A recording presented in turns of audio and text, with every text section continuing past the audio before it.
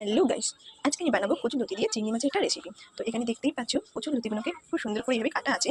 এখানে কড়াইতে গরম জল বসিয়ে দিয়েছি, তার মধ্যে এক একটু হলুদ দিয়ে দেবো। গরম জলের মধ্যে অল্প করে একটু হলুদ গুঁড়ো দিয়ে দিলাম, আর দিয়ে দেবো এরকম অর্ধেক লেবু রস। এই কড়াইয়ের মধ্যে একটু নুন দিয়ে দেবো। তারপর দিয়ে দেবো এর মধ্যে এই কচুলতিগুলোকে। এটা একটু ভাপা হয়ে গেলে নামিয়ে দেবো।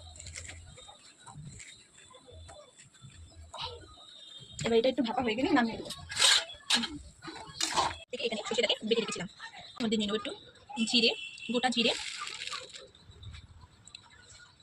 এখানে গোটা জিরে নিয়ে নিলাম, আর নিয়ে নিলাম আদা আর রসুন।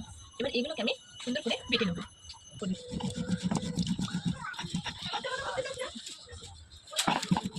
এই মাছ মাথাগুলোকে সুন্দর করে ভেজে নিয়েছিলাম, এবার এগুলোকে সব বেটে নেবো।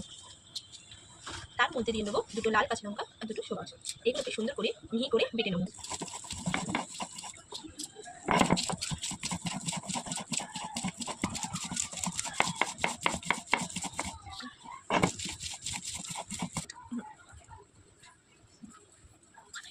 গরম হয়ে গেলে তার মধ্যে আমি তেল দিয়ে দিলাম। তারপরে আমি আস্তে আস্তে চিংড়ি মাছগুলোকে ভেজে নেবো। চিংড়ি মাছগুলোকে লাল লাল করে ভেজে নেবো। এবার চিংড়ি মাছগুলো ভাজা হয়ে গেছে, এবার এগুলোকে এক এক করে সব তুলে নেবো।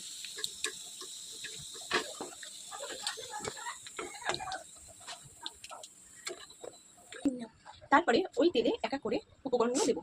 তারপরে তেজপাতা, এবার দেবো একটা শুকনো লঙ্কা, তারপর দিয়ে দেবো কালো জিরে, কেটে রাখা কুচানো পেঁয়াজও দিয়ে দেবো।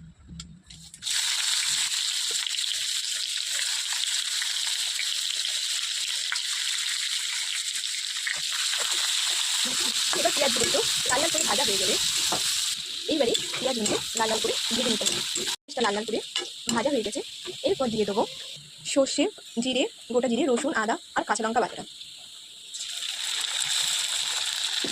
এরপর দিয়ে দেবো চিংড়ি মাছের মাথা বাটাটা। এইগুলো দিয়ে ভালো করে কষতে হবে। হলুদ গুঁড়ো, তারপর দিয়ে দেবো কাশ্মীরি লঙ্কার গুঁড়ো দিয়ে ভালো করে আরেকবার নাড়াচাড়া করে দেবো। এইবারে ভালো করে কষা হয়ে গেছে যেহেতু, তারপরে চিংড়ি মাছ ভাজাটা দিয়ে দেবো। টমেটো কুচি, তারপর দিয়ে দেবো লতি। এরপরে সবগুলোকে একসাথে ভালো করে মিশিয়ে নিতে হবে। তারপর দিয়ে দেবো স্বাদ মতো নুন, তারপর এর মধ্যে দিয়ে দেবো জল। এটাকে কিছুক্ষণ ফোটাতে মাখা মাখা হয়ে গেলে তারপরে আমরা সব শেষে দিয়ে দেবো এর মধ্যে ঘি।